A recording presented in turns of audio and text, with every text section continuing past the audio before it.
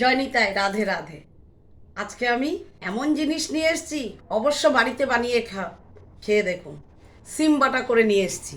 এই যে সিমের चटनी, जो पपड़ी रहता है ना, पपड़ी का चटनी बनाया। कलंजी दिया, कढ़ाई पे तेल लगाया। तेल देने के बाद आप कलंजी डालो, हरा मिर्ची डालो, बादाम डालने का, मूंगफली डाल के ये देखो ऐसा चटनी बनाया पपड़ी का। আমি সিম বাটা করেছি, হ্যাঁ, বাদাম দিয়ে করেছি, কেন আজকে সোমবার তো, তো ওই জন্য আমি আজকে বাদামের চাটনি করেছি সিম বাটা দিয়ে।